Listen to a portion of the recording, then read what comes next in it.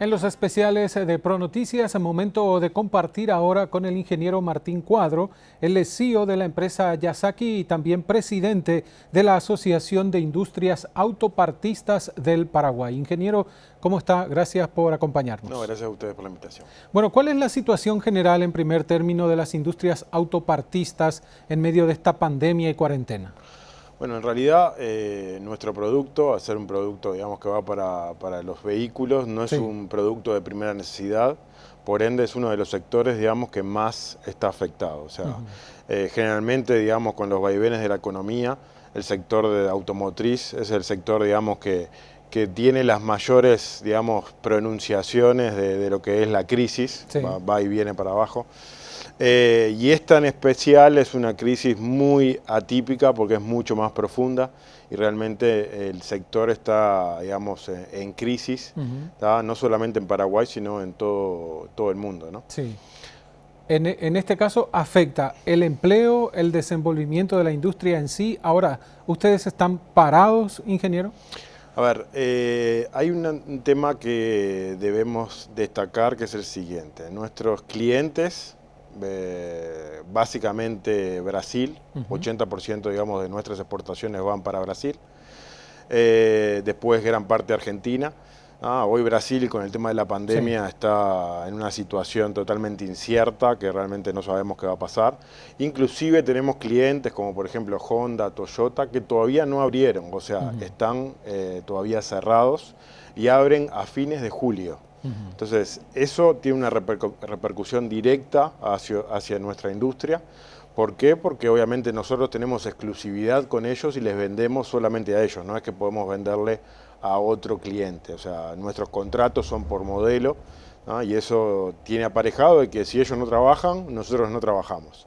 Entonces, hoy hay algunas montadoras que están abiertas en la región, pero con una producción muy baja, estamos hablando de 20-30% de lo que tenían antes de la pandemia. Y obviamente que eso el sector acá en Paraguay lo sintió muchísimo. Hoy, para que tengan una idea, ya hemos reducido casi 2.000 personas, o sea, ya se han despedido casi 2.000 personas. Y todas las empresas con diferentes modalidades tienen suspensión de contrato de trabajo. Por ejemplo, trabajan 3 días, 2 se suspenden, hay reducción de jornada, por ejemplo, 4 horas. Y esas son las modalidades que hoy estamos empleando también para no afectar más a nuestros colaboradores, ¿no? Y sino, digamos, tratar de tener un impacto lo menos posible en lo que es las familias, que hoy aproximadamente estamos en 9.000 familias que mueve el sector. Principalmente también hay un alto componente de mano de obra femenina en las industrias, ingeniero. Nuestro sector tiene hoy, primero que el producto que se hace básicamente tiene mucho componente artesanal, mucha manualidad, y eso obviamente que trae aparejado una contratación más del sexo femenino. Entre 70 y 80% de nuestra plantilla son mujeres, con un promedio de edad de 23 años. O sea, también estamos hablando de gente muy joven y en general con recursos económicos sociales también bajos, ¿no? Y eso, digamos, también es algo importante para lo que es nuestra responsabilidad social, ¿no? Digamos, emplear a ese sector de la población, ¿no? Y ya venían con un 2019 un poco complicado también, y se suma esto de la pandemia en el 2020. Exacto. El 2019 casi no tuvo crecimiento, nosotros veníamos creciendo mucho, en el 2019 se estancó, nuestras exportaciones fueron alrededor de 350 millones de dólares.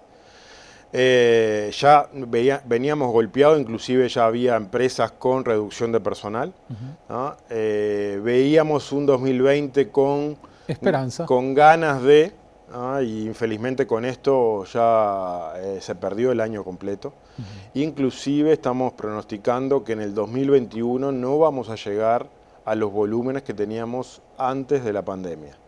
O sea, para 2020 nuestro escenario optimista es una reducción de 65% de las exportaciones. 65. 65. ¿No? Entonces, realmente es algo impactante, ¿no? No solamente, digamos, para nuestras empresas, sino para las divisas de Paraguay. Sí, en términos generales. Exactamente, entonces realmente eso trae, digamos, un impacto grande en toda la cadena de valor, porque nosotros también tenemos proveedores, nuestra gente, parte impositiva, entonces todo eso hace que se arrastra, se arrastra toda la parte indirecta que también está asociada a nuestra cadena de valor.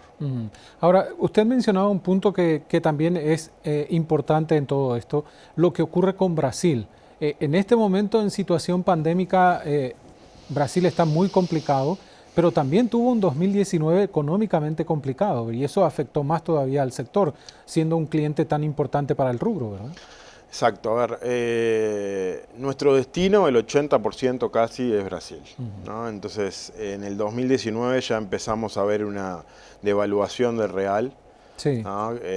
Con respecto a lo que es el guaraní.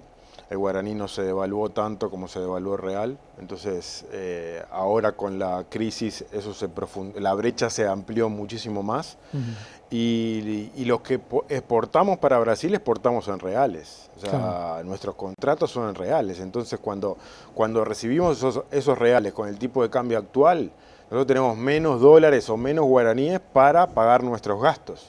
Entonces ya la competitividad que podíamos tener se empieza a diluir, ¿no? Entonces hay que tener mucho cuidado con esto, ¿no? Obviamente que la devaluación trae inflación, ¿tá? Pero también tenemos que tener claro es que Paraguay empieza a perder una posición de competitividad, por lo menos para lo que son las exportaciones a Brasil, ¿no? Y eso creo que urge un plan industrial y comercial de lo que es Paraguay para poder blindar, digamos, las exportaciones, porque hoy las exportaciones son lo que generan valor. O sea, uno exporta un sistema productivo, entrena personas, genera, digamos, divisas, comercio, consumo, proveedores, impuestos, desarrolla personas, educación. Entonces, todo eso tiene un valor agregado muy grande que si no se cuidan las exportaciones, o sea, eso se va a perder. Sí, se esperaba que con el acuerdo automotriz que se cerró con Brasil, exacto, finalmente, después de mucha dilación, después de mucha conversación, esto iba a tener otro matiz o por lo menos otro color, pero bueno, fueron una suma de factores que terminó en todo esto, ¿verdad? Sí, infelizmente estamos en este momento ahora, también es una crisis que va a tener que pasar. El acuerdo automotriz obviamente que trajo un marco jurídico importante para lo que son las inversiones en Paraguay, pero obviamente que por más acuerdo automotriz que haya, si la competitividad en Paraguay se pierde es muy difícil poder vender, ¿no? O sea, y lo que tenemos que tener claro, como decía anteriormente, o sea, hay algunos planes, por ejemplo, que no se visualizan con claridad desde el gobierno, ¿no? O por lo menos para las inversiones externas. Sí, relacionado a la reactivación. Exacto, dice. O sea, hoy no hay líder en lo que es reactivación económica. Las señales que da el gobierno es fomentación de informalidad y fomentar la importación.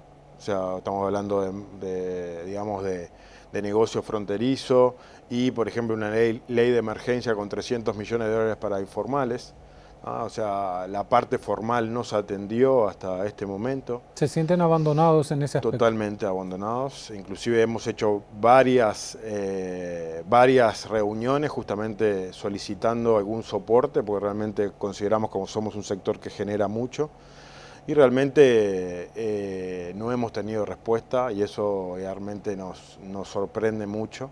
Y por otro lado vemos medidas que realmente son totalmente ajenas a lo que es fomentar el desarrollo en Paraguay. O sea, o paliativas al menos, ¿verdad? De poder solucionar el momento, pero no a mirar a futuro. Nosotros no pedimos medidas, digamos, que sean definitivas, sino que también sean temporales, si es necesario, para que nos ayuden a salir, digamos, de este pozo. Pero no tenemos nada, o sea, sinceramente, hemos pedido reducción de impuestos, necesidad, digamos, de recupero de inversiones, un plan para desarrollo de inversiones, para poder incentivar la industria, sea con promociones, incentivos, créditos. No hemos tenido absolutamente nada hasta ahora. Ahora, en el aspecto, en su momento, poder instalar una empresa a través del régimen de maquila seguramente fue importante y beneficioso tanto para el inversor como para el país, porque es generación de mano de obra, ¿verdad? Pero en estos momentos la situación es diferente. A ver, hay que tener un tema también muy presente con lo que es maquila. Como yo te decía hoy, nuestra asociación tiene empresas no solamente de maquila, sino también empresas, digamos, que son locales y que utilizan el régimen general. Pero lo que es específicamente el régimen de maquila, el régimen de maquila tiene dos grandes puntos. En realidad tres grandes puntos que son beneficiosos. La primera es la exoneración de impuestos, lo que es la importación de materia prima, que en realidad se suspende el tributo a pagar y ese tributo, digamos, está garantizado con una póliza de seguro y con la exportación ese tributo no se paga. Esa parte, ese punto se puede eliminar haciendo una emisión temporal. No necesariamente te puedes estar en maquila, o sea, puedes estar fuera del régimen maquila y puedes tener el mismo beneficio. O sea, eso no es un diferencial, pero es uno de los puntos que tiene maquila. Sí. El segundo punto que tiene maquila es la parte de pagar el 1% de impuestos sobre la venta, ¿no? Eso es beneficioso hasta cierto punto. Porque, por ejemplo, yo hoy en impuesto a la renta debería pagar un 10%. Pero si mi utilidad es mayor del 10%, o sea, el pagar el 1% de la venta, me es beneficioso. Pero si mi utilidad es menor del 10%, me conviene pagar renta y no el 1% de la venta. Hoy las empresas que están acá, o por lo menos las empresas que se manejan a nivel internacional, porque compiten con Tailandia, con China y demás, son empresas que no llegan al 10% de margen. Entonces, no es beneficioso ya el 1% de maquila. ¿Qué es lo beneficioso? Y ahí viene el tercer punto. Lo beneficioso del sistema maquila es la devolución de regalías o dividendos sin pagar impuestos. Eso hoy es el beneficio tangible que tenemos en lo que es maquila. El resto no es tan beneficioso y sumando que hoy ya la competitividad de Paraguay ya se está mirando con ojos que con mucha alerta, porque realmente comparándonos, por ejemplo, con Brasil, ya no estamos tan competitivos, ¿no? Otra vez me decían del gobierno, no, pero ustedes pagan mano de obra barata. Ah, ok, le decía yo. ¿Cómo mano de obra barata? Sí, en Paraguay la mano de obra es barata. En el nordeste de Brasil, ¿no?, el salario mínimo es 1.080 reales. 1.080 reales, estamos hablando de $180 al tipo de cambio de hoy. Y acá en Paraguay estamos pagando 340. O sea, es el doble. Si comparamos con México, pasa exactamente lo mismo. Entonces, tenemos que tener bien claro cuando hablamos de competitividad en Paraguay y demás, a qué nos referimos, ¿no? Porque después podemos hablar también del 10 más 10 más 10, ¿ah?, que es la bandera, digamos, que se utiliza para vender Paraguay. Sí. Pero el 10 más 10 más 10 está camuflado con un montón de actividades que son totalmente ineficientes, que ese 10 más 10 más 10 dejan de tener sentido. Como por ejemplo, cosas que todos conocemos, se corta la luz. Yo tengo que tener generadores, tengo que gastar combustible, el corte de producción me genera un costo, ¿no? Por ejemplo, hay localidades que se necesita pagar transporte público nocturno, transporte privado nocturno, porque no hay público. Sí. Entonces, todo ese tipo de cosas son diferenciales y son servicios que no son eficientes y hacen que el 10 más 10 más 10 esté camuflado con otros costos, ¿tá?, ocultos, que obviamente hacen que la rentabilidad se disminuya. Entonces, ahora, es un problema eso. Sí, ahora, esto que en su momento parecía ser ventajoso para instalarse en Paraguay, si no se toman medidas adicionales necesarias como las que está usted mencionando, por ejemplo, mejorar el servicio de energía eléctrica para poder desarrollar plenamente la tarea, puede llegar a ser, sumado a otros factores, por supuesto, que decidan irse de Paraguay. A ver, ¿cómo visualizo yo Paraguay? Nosotros, en la parte de la empresa que represento, se instaló en Paraguay en el año 2013, ¿no? Yo visualizo Paraguay en el 2013, veo Paraguay en el 2013 y lo veo ahora, y la diferencia que tengo es, y voy a ser un comentario muy gracioso. La diferencia que veo es Paseo de la Galería. Después no veo diferencia. Hay más edificios. Pero toda la parte, digamos, estatal, sí, lo que tiene que ver con políticas públicas, servicios, corrupción, no ha mejorado. Entonces, uno invierte en un país, justamente, este tipo de inversiones, invierte porque quiere, justamente, que haya un desarrollo, inclusive por un tema de responsabilidad social, y acompañar, digamos, ese desarrollo del país. Pero en ese sentido, Paraguay no ha evolucionado. Y obviamente está muy relacionado, digamos, a cómo los dirigentes o, digamos, servidores públicos visualizan el futuro de Paraguay, ¿no? Es muy difícil visualizar o que un mandatario tenga una visión de acá 10 años, de acá 20 años, de qué es lo que se quiere en Paraguay. Hoy, por ejemplo, y yo te puedo preguntar a vos, ¿cuál sería la política industrial de Paraguay? No. En 5, 10, 15 años. No ¿Alguien existe. sabe eso? No. No hay política industrial. No. No hay, hay políticas de gobierno, pero no políticas de Estado. Exactamente. Entonces, ¿qué pasa? Generalmente las cosas que hacen los gobiernos son políticas o algunas actividades totalmente cortoplacistas, que son políticas justamente, pero no se visualiza una política macro, de gobierno que se diga, bueno, yo quiero tener la industria autopartista, quiero tener la industria de plástico, quiero tener la industria química en estas condiciones. Ok, ¿y qué tengo que hacer para esas condiciones? Tengo que dar incentivos, tengo que fomentar la inversión, tengo que mejorar la burocracia del Estado, tengo que mejorar los servicios. No existe eso. No estamos aprovechando eso macroeconómico y financiero que tenemos actualmente, que lo venimos trayendo de hace casi 15 años, ¿verdad? Pero no se ve reflejado en lo que usted está mencionando. ¿Estamos como perdiendo esa oportunidad? A ver, si nosotros no tenemos mandatarios que tengan una visión de mediano a largo plazo, va a ser muy difícil que Paraguay acompañe las inversiones. Entonces, las inversiones en un momento dejan de ser... dejan de pensar que es atractivo. Claro. Y un tema que está muy relacionado a eso, digamos yo un poco viendo de afuera de otra cultura, yo visualizo como que muchas veces a Paraguay le cuesta jugar en las ligas mayores. O sea, le cuesta o no quiere o la formalización que necesita no está acompañada con la, digamos, cabeza de los gobernantes. Y hay un tema que es fundamental y es, por ejemplo, yo siempre lo digo, si uno tiene cáncer, por ejemplo, ¿qué tiene que hacer? Primero reconocer que está enfermo. Y después exacto. Y después hacer un plan para curarse, ¿no? O sea, eso es básico. Bueno, en el caso de Paraguay yo lo veo de esa manera. O sea, muchas veces no creemos la Singapur de América. Pero distamos mucho de eso. Estamos muy lejos, pero lo que tenemos que tener claro es, cuando vienen inversiones extranjeras y te dicen, necesitas mejorar el servicio, necesitas fomentar la exportación, necesitas capacitar la mano de obra. Si yo no tengo un plan para eso, ¿por qué? Porque no soy capaz de verlo, pero después me baso que el maquila es maravilloso, que el 10 más 10 más 10 es lo mejor del mundo.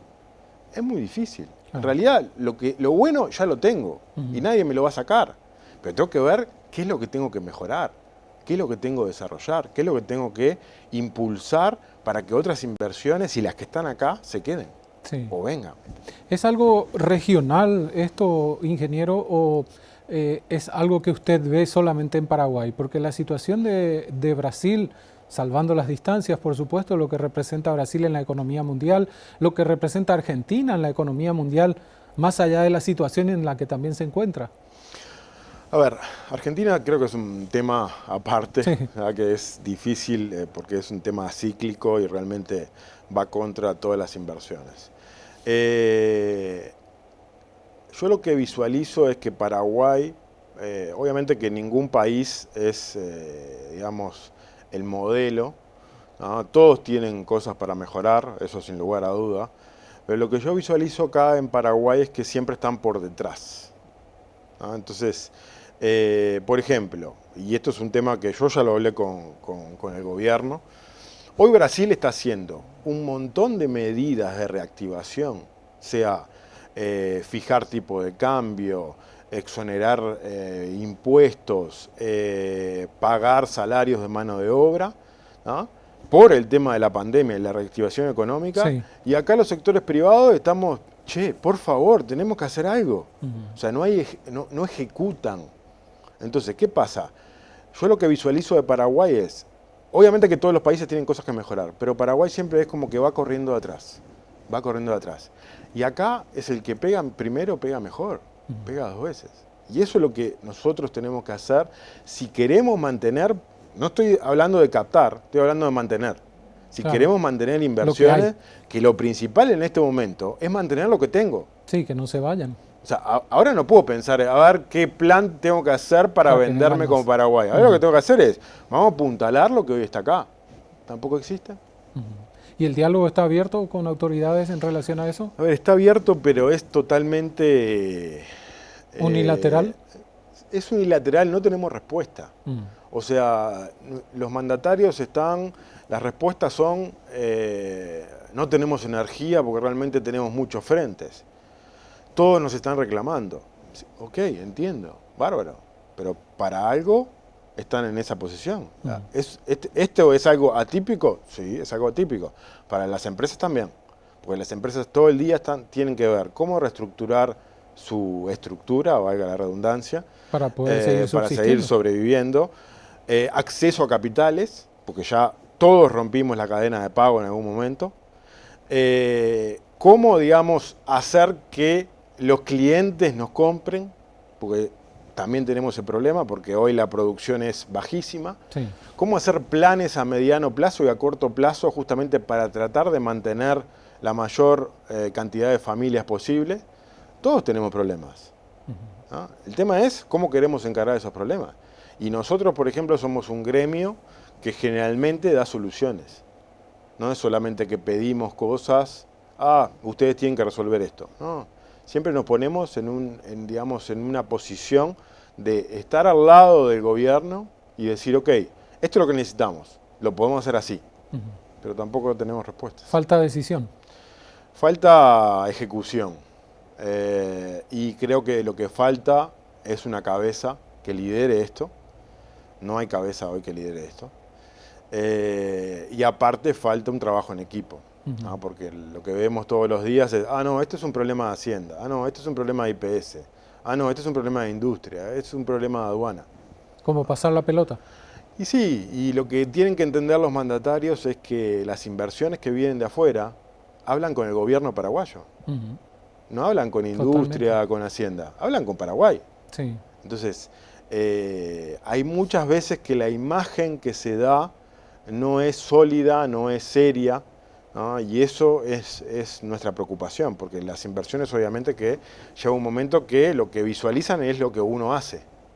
Y hoy a nivel de imagen vemos que reactivación económica para nosotros, que somos inversiones extranjeras, la mayoría, algunas tenemos locales, es igual a informalidad. Porque lo único que vemos es, lo primero de la ley de emergencia y lo que se vendió fueron 300 millones de dólares para informales y cuentopropistas. Sí. ¿Y para formales? ¿Qué pasa, verdad? Lo que pagamos impuestos todos los años. Sí, habla de una falta de liderazgo. ¿Habla de falta de liderazgo a nivel gubernamental general o específicamente para el sector en lo que hace la cabeza de industria y comercio? No, yo creo que a nivel gubernamental. ¿No? O sea, inclusive industria y comercio, lo que te puedo decir es el que tiene más ánimo de ayudar. ¿No? O por lo menos más ganas o que pone más esfuerzo en ayudarnos, ¿no? Pero lo que carece hoy es una estructura de coordinación de todas las áreas, ¿no? De decir, ¿qué áreas hoy? Si alguien pregunta, ¿qué áreas son las prioritarias para Paraguay? Y yo te planteo esto, por ejemplo, y obviamente que para mí el sector importador también es importante, sí. Pero yo te planteo, yo tengo el sector importador, negocio frontera y exportador. ¿Qué genera uno y qué genera el otro? Mano de obra genera el sector exportador. ¿El importador qué hace? Compra, Claro, y vende. vende. O sea, Comercio. ¿qué emplea? Un vendedor. Ujú. Ok, bárbaro. ¿Y el exportador? ¿Qué genera? Más mano de obra. Mano de obra, tecnología, ¿tá? O sea, generación de consumo, Sí. ¿tá? O sea, es mucho más distribuida la riqueza, ¿tá? Y si vos me decís, oye, ¿hay algún plan para exportadores? ¿Que sepamos nosotros? No. Nosotros tampoco. Entonces, bueno, el tema es, ¿cómo se dan las prioridades del gobierno? ¿A quién tengo que ayudar, el formal o el informal? Ah, no, tengo que ayudar a los dos. Sí, ya sé, pero el formal es el que te banca año a año el presupuesto del Estado. Entonces, ¿cómo es? Entonces, ¿qué pasa? Lo que queda de afuera, las cabezas de nuestras empresas que visualizan una ley de emergencia, visualizan una noticia que dice negocio fronterizo con delivery para otro país que tampoco se entiende, que no paga impuestos, te preguntan. No, van a hacer delivery para Brasil, pero el producto no paga impuestos. Ah, ok. Entonces ya ven como algo medio informal, que no se sabe bien cómo es. Entonces, Falta esa de es la precisión. imagen a nivel internacional. Entonces, eso es lo que creo que hoy tenemos que cuidar como Paraguay. Ingeniero, gracias por el tiempo. Gracias a ustedes por la invitación. El ingeniero Martín Cuadro con nosotros, presidente de la Asociación de Industrias Autopartistas del Paraguay y también CEO de la empresa Yasaki.